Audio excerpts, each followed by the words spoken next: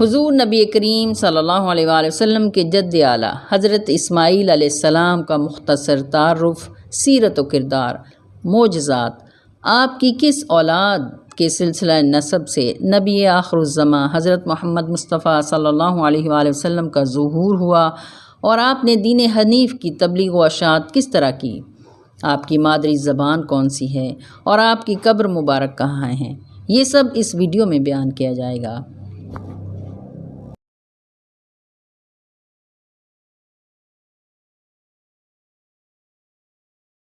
بسم اللہ الرحمن الرحیم، صلی اللہ تعالی علی حبیبہ محمد وآلہ وسلم۔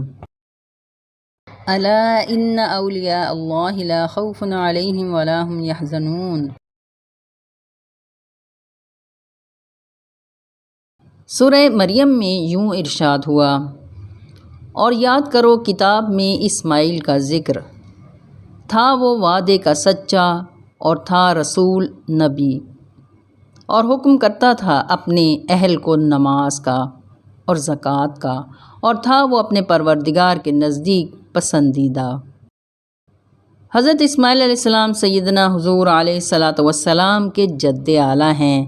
آپ نبی آخر الزماں حضرت محمد مصطفیٰ صلی اللہ علیہ وآلہ وسلم سے کم و بیش 3500 سال قبل پیدا ہوئے۔ قرآن مجید میں حضرت اسماعیل علیہ السلام کے اوصاف اور آپ کی فضیلت و بزرگی کا تذکرہ متعدد بار آیا ہے۔ قرآن مجید میں مذکور حضرت اسماعیل علیہ السلام کا واقعہ ہمیں ہدایت فراہم کرتا ہے کہ اللہ کی خوشنودی کے لیے جب کوئی عمل کیا جاتا ہے تو اس کے نتائج رہتی دنیا تک قائم رہتے ہیں۔ سلسلہ عظیمیہ کے سربراہ الشیخ خواجہ شمس الدین عظیمی صاحب کتاب محمد رسول اللہ صلی اللہ علیہ وآلہ وسلم جلد سوم میں لکھتے ہیں کہ ابو الانبیاء حضرت ابراہیم علیہ السلام نے جب دعا کی تو ان کی عمر 86 برس تھی۔ اے رب مجھے نیک صالح لڑکا عطا کر۔ خالق کائنات نے دعا قبول فرمائی اور آپ کو بیٹے کی خوشخبری دی گئی۔ توریت میں یوں آتا ہے، اور ابراہیم سے ہاجرہ کے ایک بیٹا ہوا، اور ابراہیم نے اپنے اس بیٹے کا نام اسماعیل رکھا۔ اور جب ابراہیم سے ہاجرہ کے اسماعیل پیدا ہوئے تب ابراہیم 86 برس کے تھے۔ حضرت ہاجرہ کے بطن سے حضرت اسماعیل علیہ السلام پیدا ہوئے تو حضرت ابراہیم علیہ السلام کی پہلی بیوی سارہ مغموم رہنے لگیں، اور پھر حضرت سارہ نے اصرار کیا کہ ماں بیٹے کو الگ کر دیں۔ اللہ تعالیٰ نے اپنے خلیل سے فرمایا، اے ابراہیم ہاجرہ اور اسماعیل کو عرب کے ریگستان میں چھوڑ آؤ۔ حضرت ابراہیم علیہ السلام حضرت ہاجرہ اور اسماعیل کو اس جگہ لے آئے جہاں کعبہ ہے۔ اس زمانے میں یہ جگہ بالکل غیر آباد تھی۔ حضرت ابراہیم علیہ السلام انہیں وہاں چھوڑ کر واپس جانے لگے، اور جب ان کی نگاہوں سے دونوں ماں بیٹا اوجھل ہو گئے تو آپ نے ہاتھ بلند کر کے اللہ کے حضور دعا کی، اے ہمارے رب، میں نے بسائی ہے ایک اولاد اپنی میدان میں جہاں کھیتی نہیں، تیرے ادب والے گھر کے پاس، اے رب ہمارے تاکہ قائم رکھے صلاۃ، تو رکھ بعض لوگوں کے دل جھکتے ان کی طرف اور روزی دے ان کو میووں سے تاکہ یہ شکر کریں۔ چند روز میں جب مشکیزے کا پانی ختم ہو گیا اور کھجوریں بھی ختم ہو گئیں تو بی بی ہاجرہ نے پانی کی تلاش شروع کی۔ قریب کی پہاڑی صفا پر گئیں مگر وہاں کچھ نہ تھا۔ واپس وادی میں آ کر بھوک سے بلکتے بچے پر ایک نظر ڈالی اور دوسری جانب کی پہاڑی مروا پر چڑھ گئیں۔ اس طرح آپ نے 7 چکر لگائے۔ مامتا کا جذبہ اللہ تعالیٰ کی بارگاہ میں قبول ہوا اور حضرت ہاجرہ کا یہ عمل قیامت تک کے لیے جاری کر دیا گیا۔ قرآن مجید میں یوں ارشاد ہوتا ہے، صفا اور مروہ جو ہیں نشان ہیں اللہ کے، پھر جو کوئی حج کرے اس گھر کا یا زیارت تو گناہ نہیں اس کو کہ طواف کرے ان دونوں میں، اور جو کوئی شوق سے کرے کچھ نیکی تو اللہ قدردان ہے، سب جانتا ہے۔ 7ویں چکر میں بی بی ہاجرہ بچے کے پاس واپس آئیں تو دیکھا کہ جس جگہ حضرت اسماعیل علیہ السلام روتے ہوئے ایڑیاں رگڑ رہے تھے وہاں ٹھنڈے میٹھے پانی کا چشمہ جاری ہے۔ اللہ کا فرستادہ فرشتہ حاضر ہوا اور حضرت ہاجرہ سے کہا کہ خوف اور غم نہ کر، اللہ تعالیٰ تجھے اور بچے کو ضائع نہیں کرے گا۔ یہ مقام بیت اللہ ہے، یہ بچہ اور اس کا باپ بیت اللہ یعنی اللہ کے گھر کی تعمیر کریں گے۔ کچھ عرصے بعد بنی جرہم نامی قبیلہ پانی کی فراوانی دیکھ کر حضرت ہاجرہ سے اجازت لے کر یہاں آباد ہو گیا۔ بچپن کا ابتدائی دور حضرت اسماعیل نے اسی قبیلے کے افراد کے ساتھ گزارا۔ بہت سے احکامات ایسے ہیں جن کا تعلق حضرت اسماعیل علیہ السلام کی ذات سے براہ راست وابستہ ہے یا ان پر عمل درآمد کا حکم حضرت اسماعیل کے دور میں نازل ہوا اور ان اعمال پر آج بھی عمل جاری ہے۔ الہامی کتابوں میں حضرت اسماعیل علیہ السلام کی ذات مبارک سے جاری ہونے والی ایک اور سنت کا تذکرہ بھی ہے۔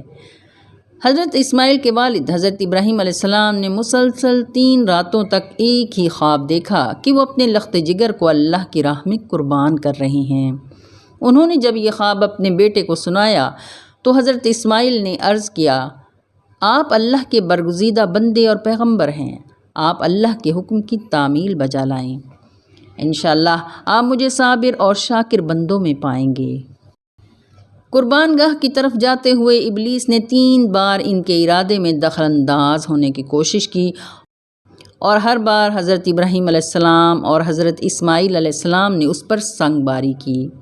یہی وہ سنت ہے جس کو حجاج کرام ہر سال حج کے موقع پر دہراتے ہیں اور یہ سنت رمی جمار کہلاتی ہے۔ باپ بیٹے جب منی کے مقام پر پہنچے تو حضرت ابراہیم نے حضرت اسماعیل علیہ السلام کو پیشانی کے بل زمین پر لٹا دیا اور گردن پر چھری پھیر دی۔ حضرت ابراہیم علیہ السلام کی تابعداری اور حضرت اسماعیل علیہ السلام کی فرما برداری اللہ کی بارگاہ میں مقبول ہوئی اور اللہ تعالیٰ نے حضرت اسماعیل علیہ السلام کو ذبح ہونے سے بچا لیا اور ایک مینڈھا قربان کر کے خواب پورا کر دیا۔ یہی وہ عظیم قربانی ہے جس کو اللہ تعالیٰ نے ایثار کا عملی نمونہ بنا دیا ہے۔ اس کے بعد توحید کو عام کرنے کے لیے حکم ہوا کہ اللہ کا گھر تعمیر کرو۔ چنانچہ کعبے کی تعمیر کے وقت باپ بیٹے نے اللہ کریم کی بارگاہ میں خوب دعائیں کیں۔ سیدنا حضور علیہ الصلاۃ والسلام کا فرمان ہے کہ میں اپنے باپ حضرت ابراہیم علیہ السلام کی دعا ہوں۔ حضرت اسماعیل علیہ السلام کو مرتبہ پیغمبری عطا ہوا تو عرب و حجاز، یمن اور حضرموت میں آباد لوگوں کو دین حنیف کی دعوت دی اور اپنے والد حضرت ابراہیم علیہ السلام کی تعلیمات کا پرچار کیا۔ حضرت اسماعیل علیہ السلام کی مادری زبان قبطی اور پدری زبان عبرانی تھی۔ اس کے علاوہ آپ عربی زبان پر بھی مکمل عبور رکھتے تھے۔ مختلف زبانوں میں آپ کی مہارت تبلیغ و اشاعت میں بہت معاون ثابت ہوئی۔ قبیلہ بنو جرہم میں حضرت اسماعیل علیہ السلام کی 2 شادیاں ہوئیں۔ پہلی شادی عمارہ بنت سعید سے ہوئی۔ ایک مرتبہ حضرت ابراہیم علیہ السلام اپنے بیٹے کے گھر تشریف لائے۔ حضرت اسماعیل اس وقت گھر پر موجود نہیں تھے۔ خیریت معلوم کی تو آپ کی اہلیہ نے مصائب و مشکلات اور تنگ دستی کا اظہار کیا۔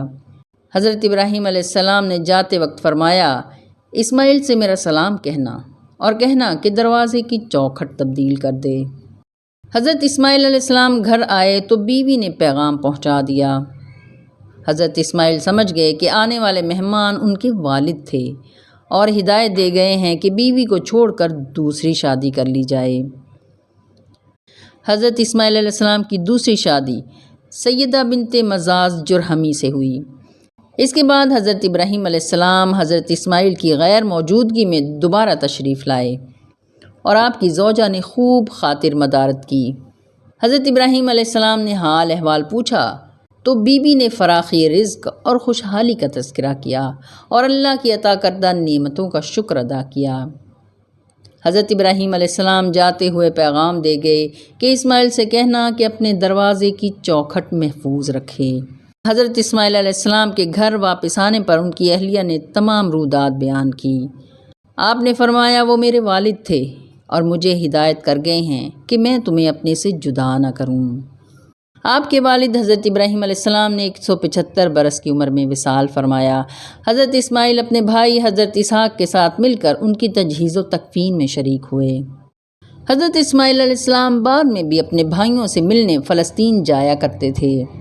سیدہ بنت مزاج سے حضرت اسماعیل علیہ السلام کے 12 بیٹے ہوئے جو اپنے اپنے قبیلے کے سردار کہلائے اور یہ قبیلے اپنے سرداروں کے ناموں سے مشہور ہوئے۔ ان کے بیٹے کیدار کی اولاد خاص مکہ میں رہی اور اسی سلسلہ نسب سے نبی و آخر الزماں حضرت محمد مصطفیٰ صلی اللہ علیہ وآلہ وسلم کا ظہور ہوا۔ حضرت اسماعیل علیہ السلام کی ایک بیٹی تھی جس کی شادی عیسیٰ دوم سے ہوئی، جو آپ کے چھوٹے بھائی حضرت اسحاق کے بڑے فرزند اور حضرت یعقوب علیہ السلام کے بھائی تھے۔ حضرت سارہ کے انتقال کے بعد آپ کے والد حضرت ابراہیم علیہ السلام نے حضرت بی بی کتورہ سے شادی کی تھی، جن سے مدین پیدا ہوئے، جن کی اولاد سے حضرت شعیب علیہ السلام کا سلسلہ قائم ہوا۔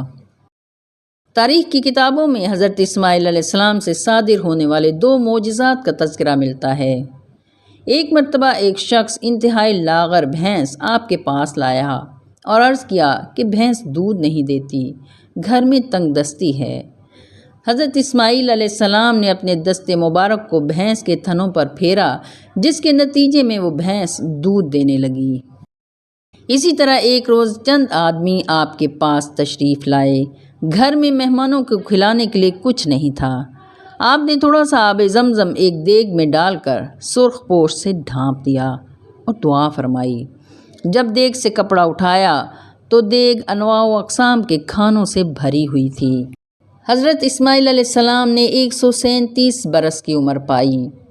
آپ کا مدفن کعبہ شریف میں میزاب رحمت اور حجر اسود کے درمیان ہے۔ بتایا جاتا ہے کہ آپ کی والدہ ماجدہ بی بی ہاجرہ بھی یہیں مدفون ہیں۔ انتقال کے وقت تک حضرت اسماعیل علیہ السلام کی اولاد اور نسل کا سلسلہ حجاز، عراق، فلسطین اور مصر تک پھیل گیا تھا۔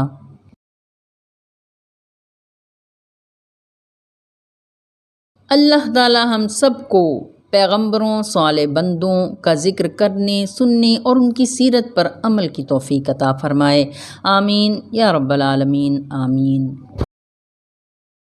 اللہم صلی علی محمد وعلی آل محمد کما صلیت علی ابراہیم وعلی آل ابراہیم انک حمید مجید۔